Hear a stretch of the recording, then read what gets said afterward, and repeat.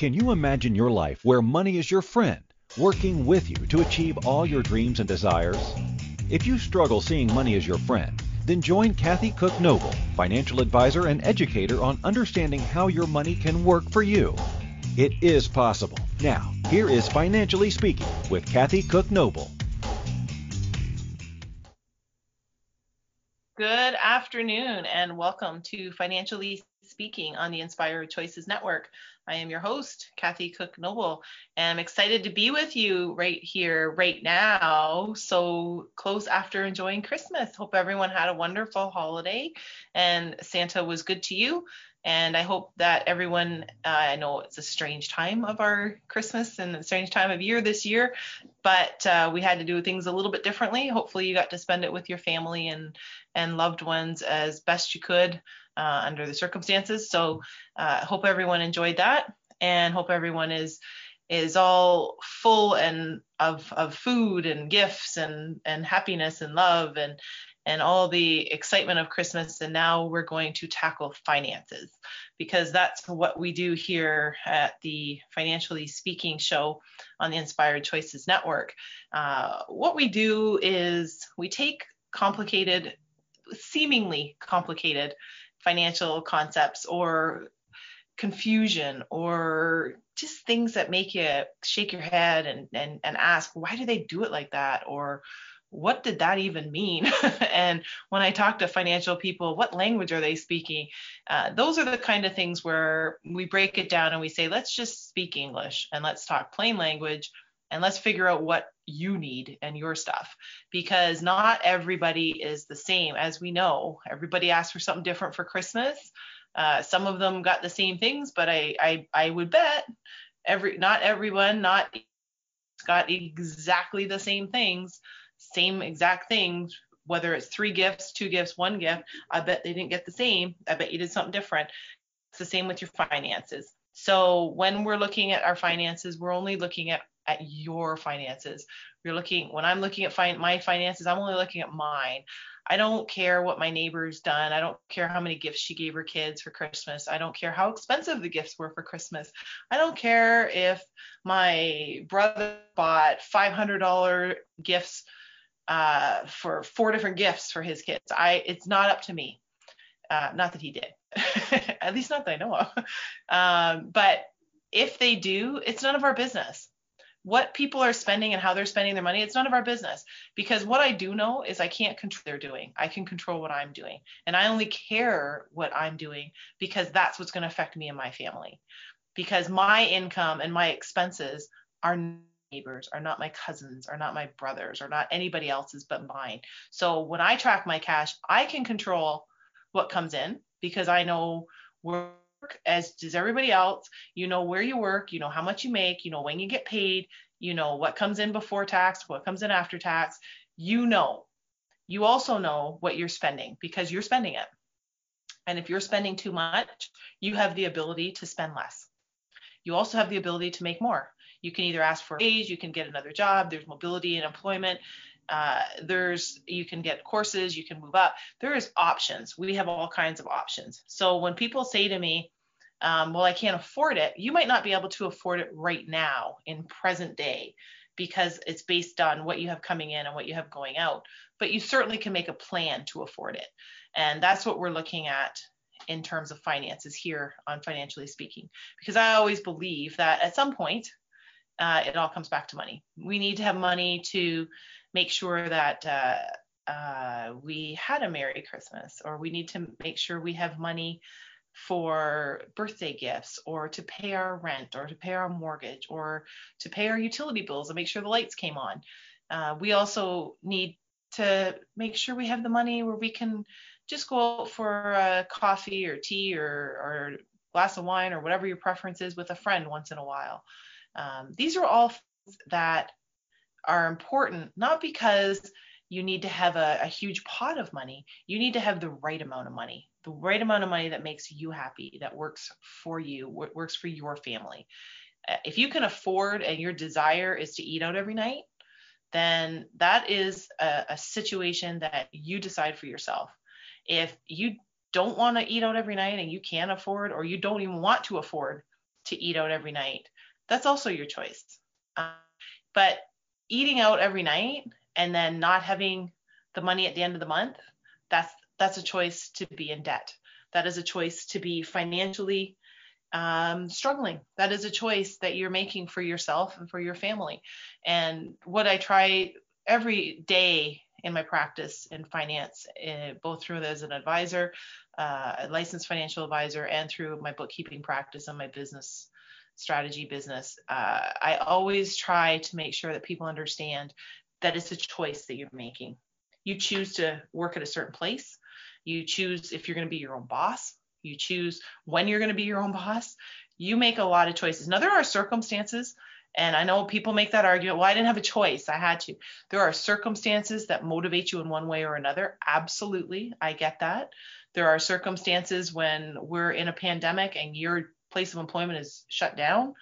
There are circumstances where you have a choice in a pandemic when your place of employment is shut down, and you may choose to start your own business at that time, or you can choose to look for another job, or you can choose to find a part-time supplemental income. There are choices that we make every day, and finance is no different. And there's a lot of subconscious choices that we make every day in finance, and a lot of them we are almost as a zombie going through the ritual of driving through and getting that tea or coffee from the same old establishment we drive through on our way to work or on our way home from work or whatever the case is. And that's a choice we make, whether it's subconscious or not. Sometimes we're so much a creature of habit that we drive through and we don't even realize we just spent $5 on a coffee, or we just spent another $5 on coffee and a donut or whatever your preference is. That is also a financial choice. So that's what we look at here to help people be more aware of what their choices are and to be more aware of what their choices can be and how to make them. And I always like to say that that's what we do here on the Inspired Choices Network, because I believe that if we are a collective better person, so if we're better with ourselves in every way, not just finances, because as much as I say it does relate to money, I don't say it's all about money. I always say it relates sometime, at some point, it's going to relate to money. You're either going to need it for an emergency, you're going to need it to have for fun, you're going to need it because you have need to buy something to help with your health or your kids' education. Like there's a need at some point. Every one of us is going to have and has definitely got, every one of us in our lives, a point where we need money, but it's not all about the money. And what I mean by that is if we're healthy mentally and we're healthy physically and we're healthy financially and we're healthy spiritually and we're healthy in a completely whole way, then that makes us a happier person. It makes us a more productive person. It makes us happier to be around, I would guess. Because when we have the financial stress or other kinds of stresses on us, it affects your personality, it affects your life, and it affects your outlook on life, which affects your health, it affects your livelihood. They're all connected. So to say, if I have more money, or I hear this all the time, when I have more money and when I buy the boat or when I buy the car, when I go on this fancy trip, then I'll be happy. It's not going to happen. It doesn't happen. It never happens. So it doesn't matter how much money you think you need to be happy. You need to be happy and you need to be healthy mentally. You need to be healthy and happy physically. And to do that, I think you would have an opportunity on the Inspired Choices Network to see all these things in action. And by that, we have some pretty great hosts here, and they tackle all the problems and all the challenges and all the questions and all the parts that just, even if things are going okay and you don't have a major issue, they just help elevate you to that next level or keep you motivated or keep you inspired.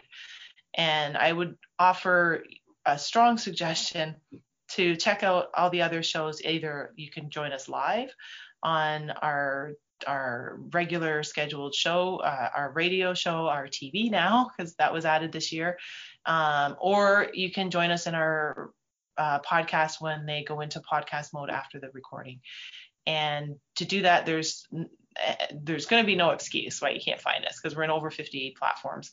But I would suggest join us on the inspiredchoicesnetwork.com and tune in to any of the shows like Christine McIver. She's a holistic coach. She'll help you with if you have business questions and ideas. You've got my buddy Jen Wood, who will help inspire you. Her show is The Infinite You. And I think that, frankly, at this time of the year, it's probably a really good idea to check out Jen's show, because she talks about being overwhelmed and not feeling good enough, and having those constant nagging thoughts that a lot of people struggle with. And I know Christmas is always a very high stress time of year, historically and statistically. And this is where you might need a little bit of support. And Jen would be a great one to tune into, or go to her podcast and pick out the topic that might speak to you the most. Creating Abundance with Dr. Helen. Don't be afraid to check her podcast out. We might need to do that a little bit and help our mind work with us on creating abundance, because here's what I know: making money can be very easy. And I always tell people it is easy, because money has no emotion. There's nothing that money is thinking about. There is trillions and trillions of dollars floating around in the world, and some people have a lot of it, like Jeff Bezos, and some people don't have a lot of it. And there's lots of people we can think of that are financially challenged. But what I do know is the people who have lots of it usually have a very good mindset about it. They're very receptive to receiving it. They're very receptive to flowing with the money. They spend a lot, they receive a lot. So they put it out in the world. They either by spending or by donations or by whatever philanthropy that they do, by a foundation like Bill Gates.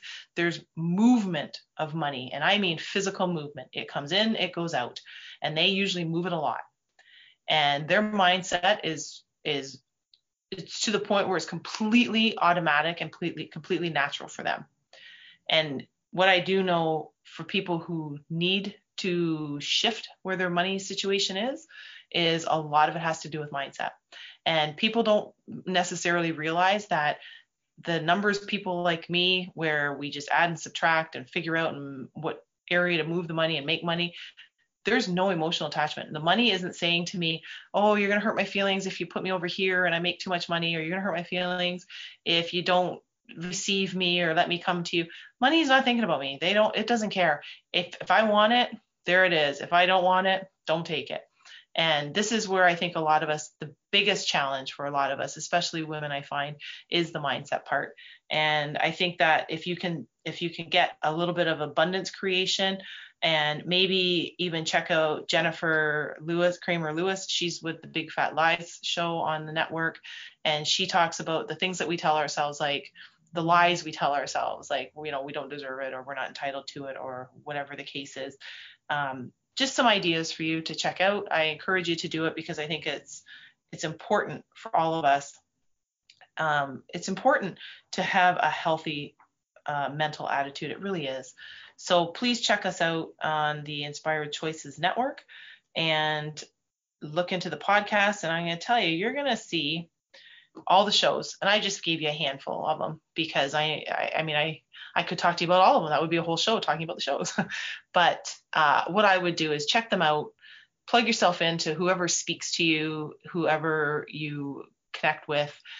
Reach out if you want, work with them outside of the show.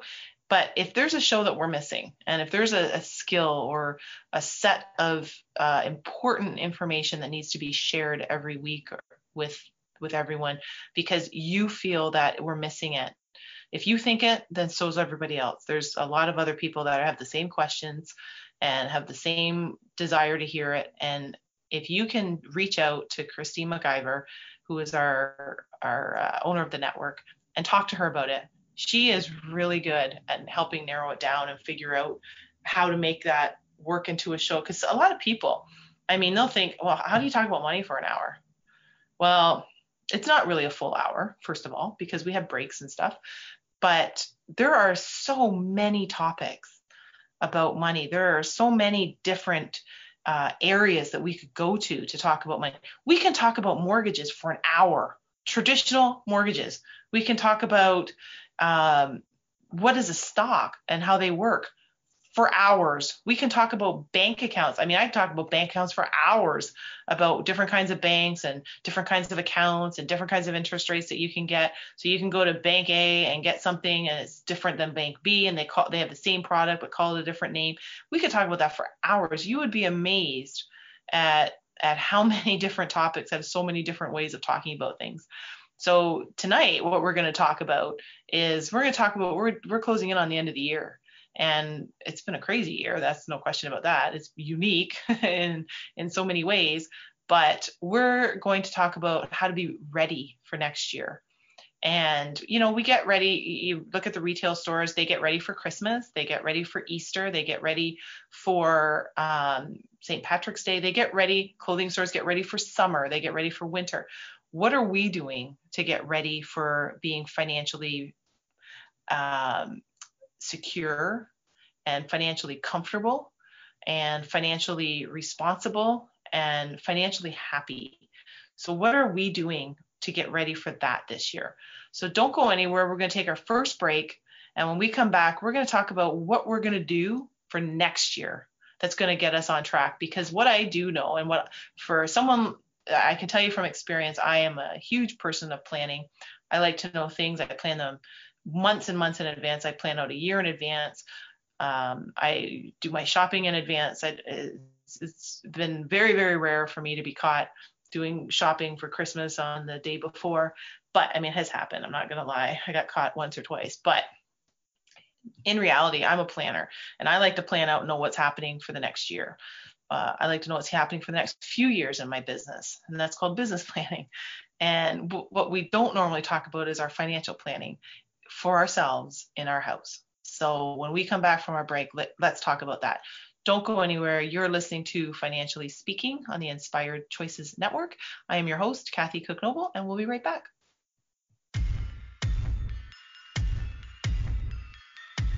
Too many of us get caught up in the unreal lives of reality television and complete to acquire stuff, which is setting us up to accumulate lots of debt.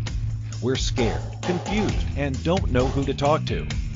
By tuning into Financially Speaking radio show with financial advisor and educator Kathy Cook Noble, you'll learn tips you can use to improve your financial health, which in turn can improve your overall health and make for a very happy life. Live a life you can afford and enjoy. It is possible. Listen for Financially Speaking radio show every Monday at 4 p.m. Eastern Standard Time, 3 p.m. Central, 2 p.m. Mountain, and 1 p.m. Pacific on InspiredChoicesNetwork.com.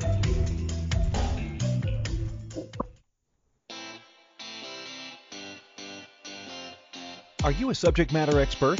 Are you here to share your expertise with an audience waiting to hear from you in only the way you can deliver? Are you ready to have your voice amplified across the airwaves? Inspired Choices Network has a global radio platform streaming to millions of people across the world. Professionally produced and supported by an accomplished team every step of the way, you can broadcast from anywhere in the world, knowing your voice matters, and we ensure it is delivered with ease and efficiency. Eager to hear your message, the world awaits. Contact us today to become an Inspired Choices Network radio host. Email become a host at inspiredchoicesnetwork.com. This is the Financially Speaking Show with financial advisor and educator Kathy Cook Noble. To participate in the program, join our live studio audience in our chat room at inspiredchoicesnetwork.com. You can also make the choice to ask or comment by email by sending to Kathy@bookkeepplus.ca. Now back to the program. Welcome back, everyone. You are listening to Financially Speaking on the Inspired Choices Network, and we are talking about planning for next year. And by next year, I mean the whole year, not just till the 31st of January or till Valentine's Day. We're going to look at our plan overall for the whole year. We probably know what we're going to have for income. We probably have an idea what our expenses are going to be, unless we're making any big changes, in which case we make these adjustments. And this kind of plan, this isn't something that we set and don't touch again. This is a living document. It's a living plan where it evolves as we evolve. If we get a raise, we figure out what to do with that money. If we lose our job, we figure out how to rebalance and cut and control our expenses. But we're talking about the end of year financial planning. So I'm going to give you 9 points that can help you get your finances in order. And these are some money tips from Barry Rabinowitz. And I'm going to share that with you because I think a lot of people need some structure in terms of how to spend the money that they have, in terms of how to track the money that they have. So I always tell people, just track your cash. Just know what's coming in, know what's going out, and subtract the difference between what's going out from what's coming in. If you have a positive number, so you have more money coming in than you do going out, fantastic. That's great. That's what we want. Doesn't mean your job's done. That means, are we efficient? Then we can look at it and say, okay, are we being efficient? Can we trim a little bit more from our expenses so we can save a little bit more and put it in our vacation fund, our long-term investments, our savings, whatever the case is.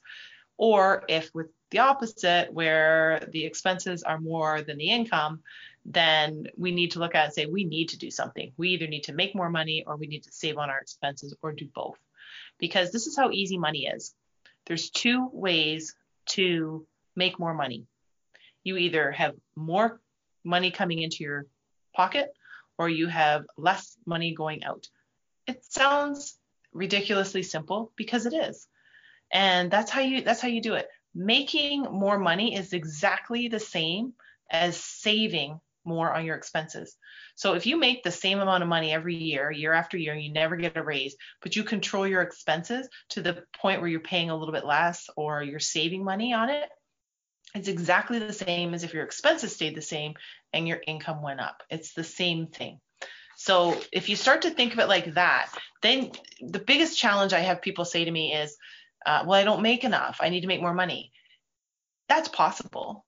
You might. But you also can save more money or control your expenses. So the people who I've talked to in the past, either through my practice as a financial advisor or through our bookkeeping company, and the big thing I hear a lot is that they deserve it and they've got a lifestyle they become accustomed to.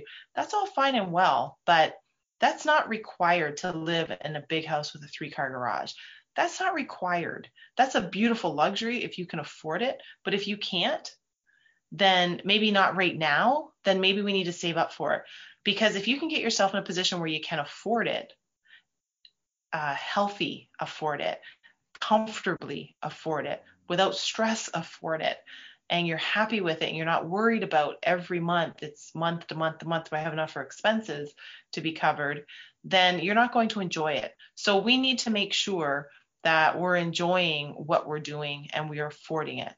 So our financial plan for the end of the year, we're going to start with number 1. We're going to get a head start on organizing our finances. So we're going to get a head start on organizing all the records. You get them.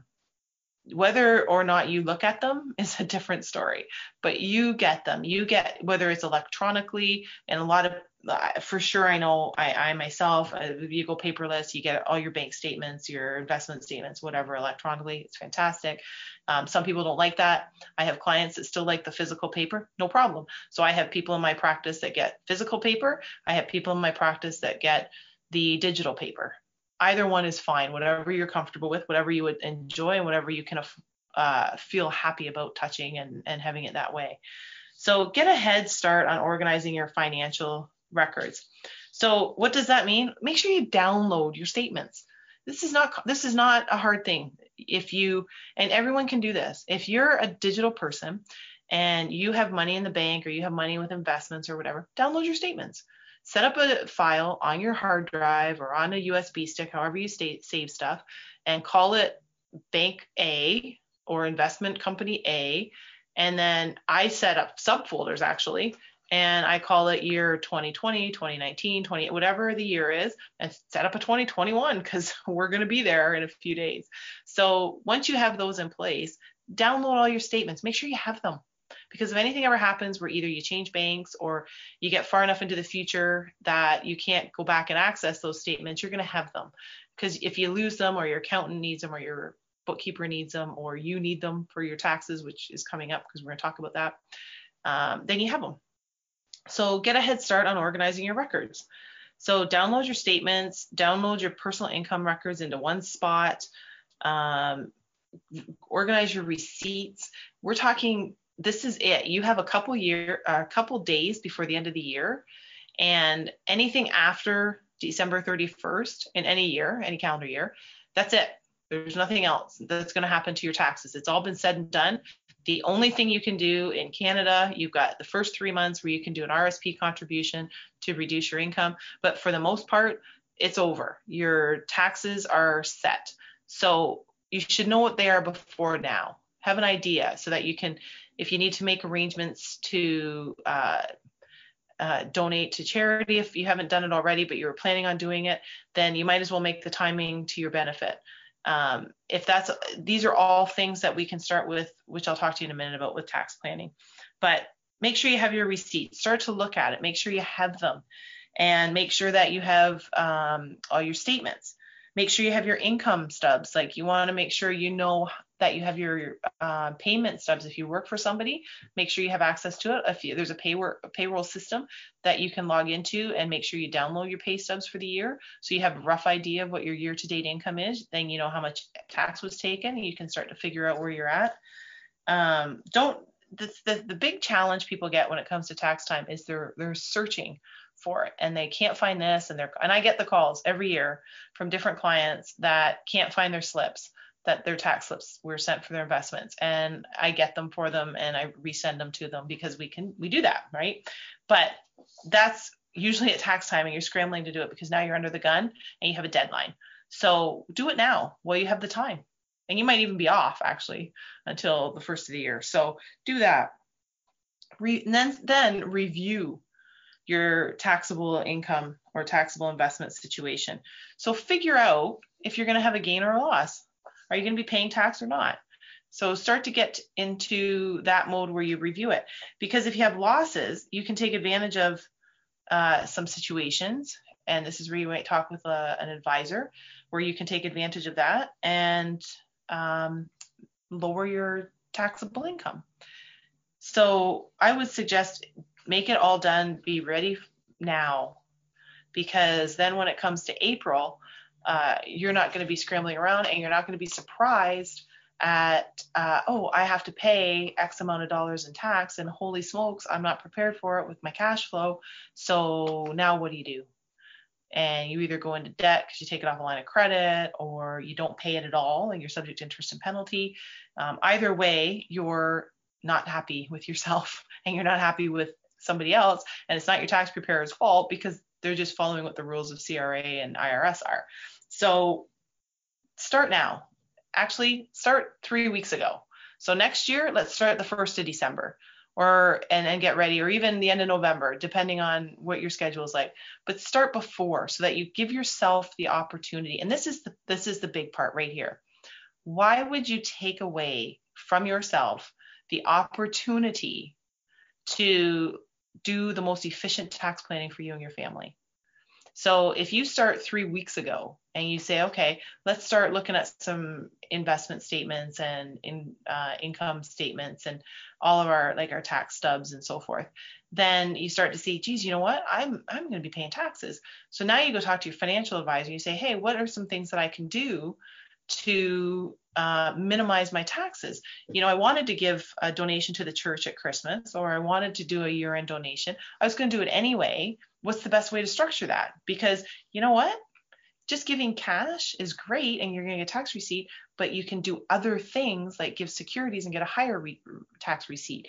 There's different things you can do, and these are things that you want to talk to your advisor about to see how that fits into your plan. And then you're going to start to think about next year. And now you're thinking a year. Now you're starting to talk a year ahead, and you're being organized. And you're going to be like the retail centers that are thinking about the summer when you're knee deep, in our case, knee deep in the snow, because they're looking into the future to say, where are we going to be for the summer? I can't order my summer clothes in June. I already need them by the June, right? And you can't order winter coats and hats and everything else in November because people need them for November. So that's why you're going to be starting to look at stuff like that. The next thing you're going to do, your third tip or plan or step, if you will, is going to be to find out how much you've contributed to your retirement plan and how much you can still contribute, how much you should contribute. And this is a conversation that ties hand in hand with taxes as well, but it also ties in with your long-term plan for investments. So we're going to look and see, okay, now we're going to sit down. If I'm your advisor, you're going to sit down with me and we're going to say, okay, where are we at from a tax perspective? And let's talk about some options for you. And where are we at with our overall plan to see that, hey, we're on track to have that financial nest egg that we want so that you can retire when you want. And we're going to be in a position so you have the lifestyle you want in post-retirement. So these are questions that we're going to start looking at right now. And if you do it early enough, and honestly, the best time, you always hear, best time to start is right now, which is 100% true. But if the younger you start with your financial planning, the more habitual it becomes, the better you get at it, the more efficient you become. And then it's fun. It's like a game. Like if you can be more organized, be a little bit better on the investments, a little bit more can go into the investment. You know what? We have enough time now. We can put a little bit more in and we're still on track, but now we're given the flexibility to say we can retire a year earlier rather than we might want to retire 2 years later than what you originally planned because you love what you're doing. Okay, no problem. But now you're doing what you want, not what you feel obligated or under pressure to do. So that is our third tip or step to looking at our financial future for next year and our financial plan for next year. We're going to take our second break tonight, and I'm going to share with you the rest of our 9-step plan, and we'll go through that tonight, and hopefully it will help everyone and motivate them while they have some time because we're all a little bit tired from all the festivities to relax, catch up, and start looking at our finances because usually in January is when everybody starts to panic because that's when those statements come in. So let's get ourselves, even if that's happening this year, let's get ourselves to the position where now we're going to be okay with it because you know what? I did that this year and I don't like the pressure on me. So I'm going to get organized now. And next year, I'm even going to be that much more organized because I know how stressed I was this year, waiting for those statements to come in and be tight on cash. I'm going to get myself more organized, even better and more efficient next year. So don't go anywhere. We're going to take our break and we're going to continue our conversation. You're listening to Financially Speaking on the Inspired Choices Network, and we'll be right back.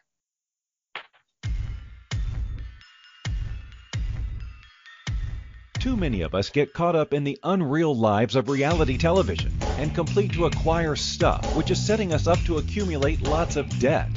We're scared, confused, and don't know who to talk to. By tuning into Financially Speaking radio show with financial advisor and educator Kathy Cook Noble, you'll learn tips you can use to improve your financial health, which in turn can improve your overall health and make for a very happy life.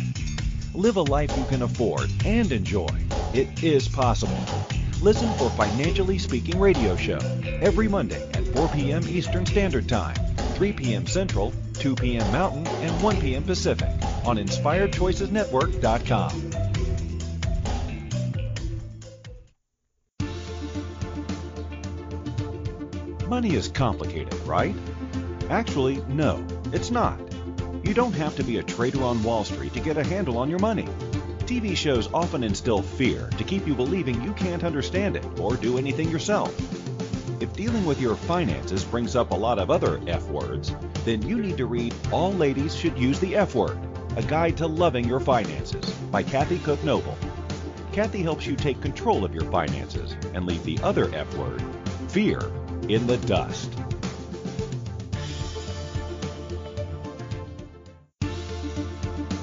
This is the Financially Speaking Show with financial advisor and educator Kathy Cook Noble. To participate in the program, join our live studio audience in our chat room at InspiredChoicesNetwork.com. You can also make the choice to ask or comment by email by sending to Kathy@bookkeepplus.ca. Now back to the program. Welcome back, everyone. You're listening to Financially Speaking on the Inspired Choices Network. I'm your host, Kathy Cook-Noble, and we started talking about our year-end financial planning. And we've got 9 steps or 9 checkpoints or 9 places that we want to make sure we review, whatever you want to call it, but we're going to call it our 9 steps for our financial plan. And we just did the first couple. And now I'm going to take you into the 4th one, which is to pay special attention to your liquid cash reserves. What does this mean? Here we are, just spent a lot of money potentially on Christmas and dinner and so on. It's cash. It's how much cash we have access to. Liquid cash is how much money you have in your bank, in your pocket, under your mattress. It's how much money you have access to. This is not I need to cash in my investments early, or I need to take money out of my retirement fund. This is how much money we have right now. We want to pay special attention to this because we want to make sure that we still are saving for an emergency, that we still have cash reserves on hand, just in case we have something come up where we are going to be out of work for a month, or who knows, we could get a major snowstorm here and you're shut down and nobody can get out. Well, you still got to make sure you pay for your heat. You don't want to be sitting there in the cold. So make sure we have our expenses and our income figured out, and we know what right now specifically what kind of cash we have. So we want to know how much that is. We want to make sure that we avoid the consumer debt. We want to make sure that we're not revising our lifestyle. And by that, I mean, we spent so much, we have to, the worst case scenario, we've spent so much, we have to sell our house, we got to move to someplace else, we got to sell our car, we have to completely change our lifestyle because our cash is completely annihilated. That's not what we want to do. So take a note right now of where your cash is. And then if the dishwasher breaks in February, we're not going to be stressed out and wondering how we're going to pay for it. So these are things, if the car needs to be repaired in January, or your tires, you got to make sure you got the right tires on for the right weather. If that's something that needs to be done, we want to make sure that we still have the cash to do that, because these are things that need to happen. So make sure we have a look at our cash. That's our next step. Look at what we have for cash. And then the next step is, let's go over our expenses for the past year, so that this is where we anticipate the future. So for those of you that know me, you'll know I've told you that I'm a planner and I like to keep track of everything. I track everything. So I am a huge fan of Excel spreadsheets, and I have a spreadsheet for just about everything. And I have a spreadsheet for gifts. So I set up a gift spreadsheet years ago, and every year I open up my gift spreadsheet many times during the year, because at the bottom of it, I have a tab and a spreadsheet that's for birthdays 2020, birthdays 2021, birthdays 2019, 18, you get the picture. Christmas 2019, Christmas 2020, Christmas 2021. I already have them set up. So for me, my 2021 stuff is already set up, and I plug in the names of the people I'm going to be buying gifts for. And then all I have in my spreadsheet, I have a list that says the date I bought it, where I bought it, what I bought, and how much it was. I'm very, very simple. I like things simple and easy, but I like to track them. I don't want to have to think about, did I buy a gift for so-and-so? Because I don't want to get caught where I forgot.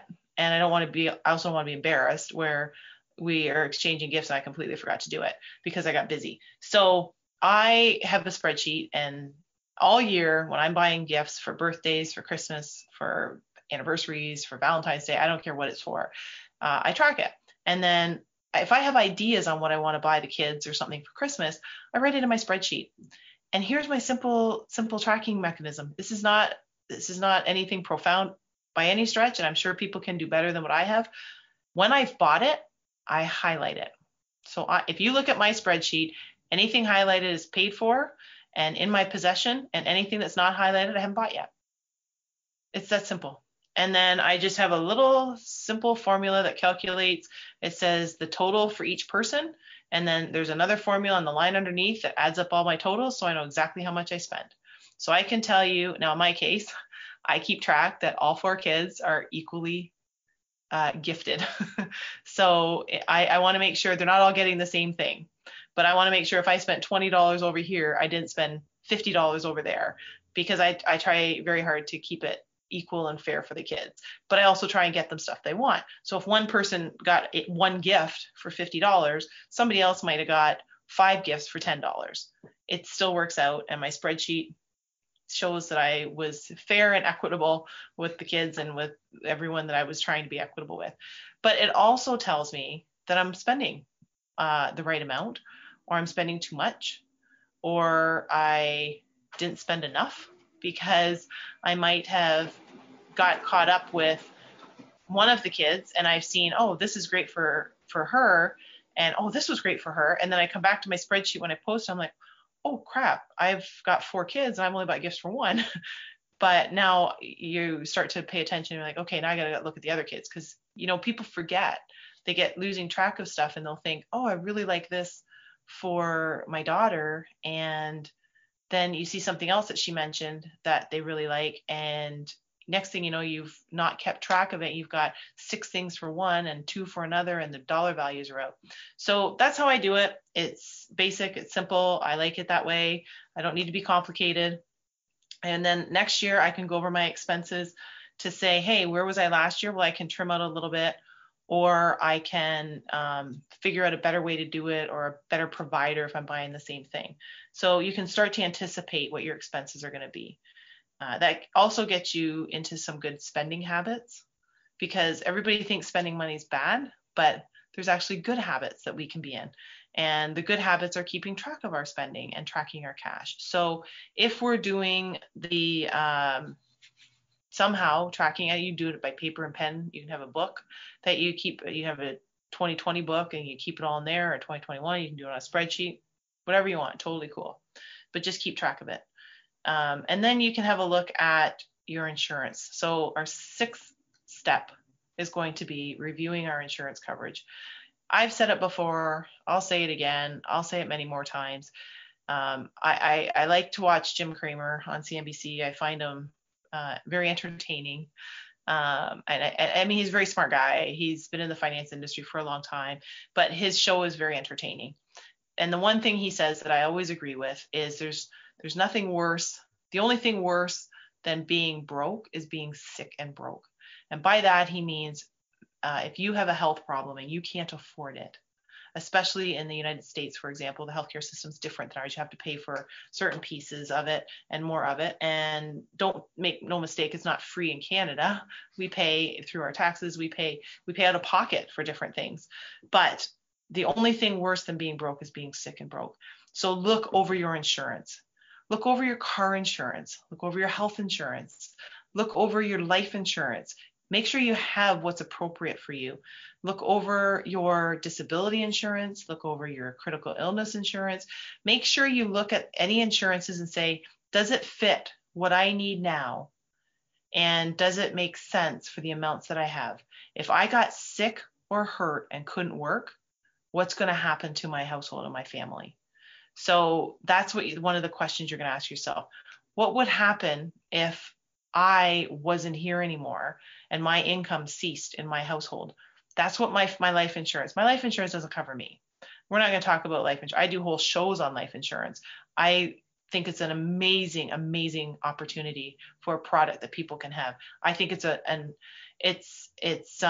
privilege. It's not a right to be able to have life insurance. Life insurance has nothing to do with the value of you or me or the person that's insured. It has to do with what income we're replacing if something happens to them. Or it could have something to do with our estate plan and how to build wealth for the next generation. Or it could have something to do with how we're going to pay for taxes on an estate without depleting our financial assets. Or it could have something to do with, I want to leave a big donation to my favorite charity. I don't have $500,000 in cash, but I can make sure that if I want to do it, I can do it through an insurance policy. That's what it means. So people get a little squirmy sometimes when we talk about life insurance, but life insurance is a gift. And if you look at it like that and you take the emotion out of it, you'll start to see some of the great benefits. And that's what you want to look at. Evaluate your homeowner's insurance, your tenant's package if you're a renter, whatever the case is. Start to make sure that what needs to be covered is covered, and make sure that you're looking at the premiums to make sure that they're reasonable. Make sure that if there was claim on a car insurance policy, that you're in line with what it should be. These are all conversations you can have with your agents. So that's the next part is step number 6 is to review our insurance coverage. Step number 7 is we're going to look over our estate planning documents. Everybody that's out there needs a will. So if you don't have one, ask yourself why you don't and when you're going to get it. So everyone needs a will. I get people that say, well, I don't have very much. And let me tell you, everybody has an estate.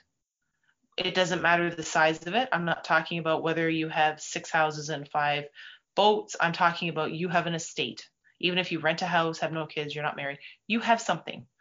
Make sure you have a will, because your will is the last conversation you have with this world. And this is a show on its own too. And I have strong feelings about people having a will, because it is the very last thing you ever get to say. And it's the very last direction you're going to give for your life. And people will say, well, I'm dead. It doesn't matter. What do I care? It matters because your whole life mattered. And don't let it come down to that very last moment in time. And then you just throw it all out of the window because you can't be bothered doing it. You have the potential to leave a mess for the people behind that you love. Don't leave them and make them angry. Don't make them fight with each other because you have 2 kids and they both wanted your china set and you didn't tell either one of them who's going to get it. Don't do that to them. And I always say, if you really care about your family and your loved ones, then you'll make it easy for them. Just let them mourn you. That's your will. Your will tells everybody what to do. And it says, this is it, my last direction to you, and this is what I want. So look it over. Make sure you have a will. Make sure it's up to date.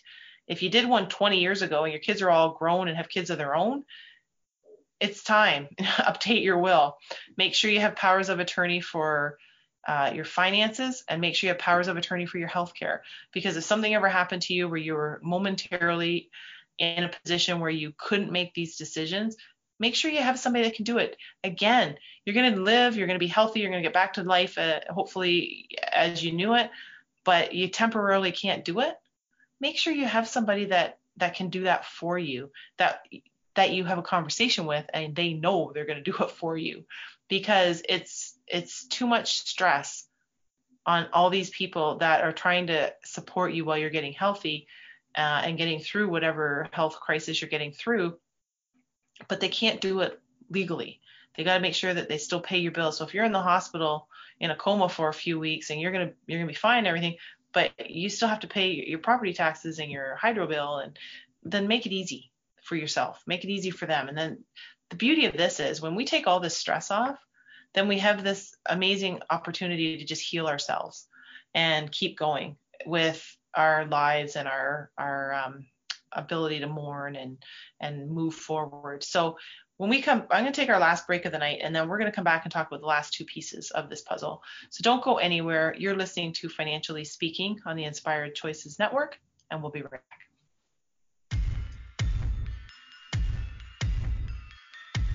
Too many of us get caught up in the unreal lives of reality television and complete to acquire stuff, which is setting us up to accumulate lots of debt. We're scared, confused, and don't know who to talk to. By tuning into Financially Speaking radio show with financial advisor and educator Kathy Cook Noble, you'll learn tips you can use to improve your financial health, which in turn can improve your overall health and make for a very happy life. Live a life you can afford and enjoy. It is possible.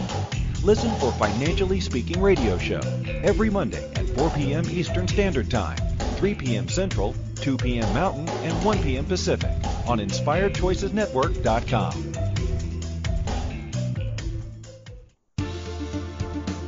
This is the Financially Speaking Show with financial advisor and educator Kathy Cook Noble.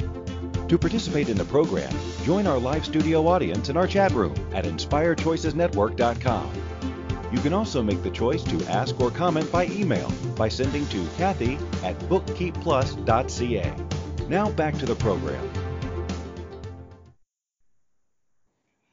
Welcome back, everyone. You are listening to Financially Speaking on the Inspired Choices Network, and I am your host, Kathy Cook Noble, and we are talking about getting organized and getting efficient and making it fun for next year with our finances.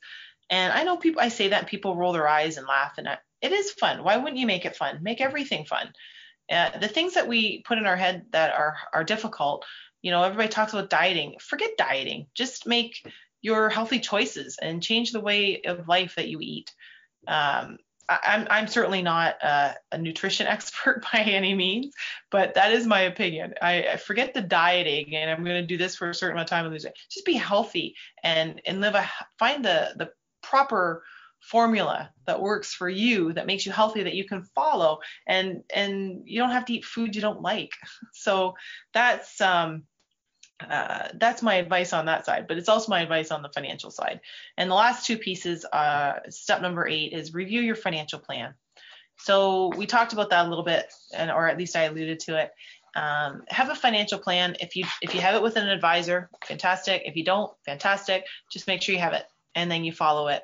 And if you have it with your advisor, book a time and go in and say, let's review the plan. Are we on track? If we've got kids going to school next year, are we on track? And we have an investment for the schools, the kids' school fund. Are we ready for it? At what point do I have to tell you I need the money from it? At what point do we need to submit the receipts when we get the tuition, before, after, during? What point do we do all this stuff? So talk to your advisor about that. And then finally, step number 9 is, and this one seems like it could be the most fun if you let it be. Calculate your net worth. See if your wealth is increasing or decreasing. And if it's increasing, which obviously is our overall plan, and it doesn't have to move the needle a big amount, but at least see if you're going in the right direction. And net worth is your assets minus your liabilities. That's it. It's pretty straightforward. So take everything you own in terms of your house, your liquid cash, your investments, your furnishings in your house. So if you sold every single thing, if you liquidated everything you had, how much money would that be?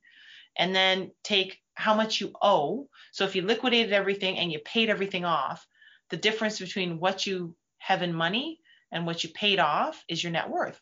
So if you figure that out and you see that my net worth has gone up, and it could be something as simple, maybe nothing changed this year for you except the value of your house went up and the value of the amount owing on your mortgage went down.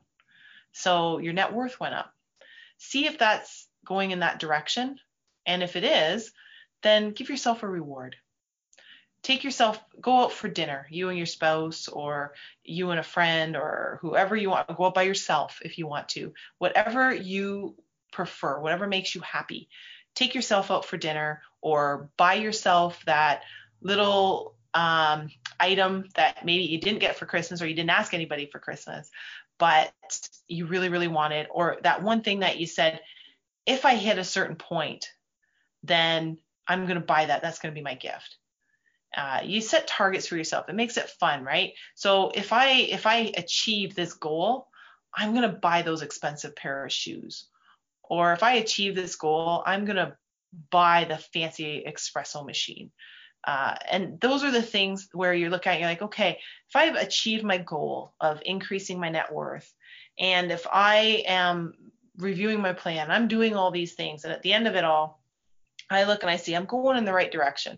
Don't get carried away. You don't have to. It could just be, maybe you're a wine drinker, and your reward is you're just going to buy a nice bottle of wine, and you're going to sit and watch a movie one night, and it's going to be your reward for having done a good job for yourself this year.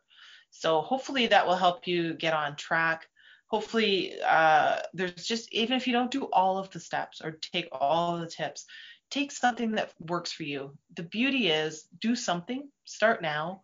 And the more you fine tune it and the more focused that you get, the easier it becomes.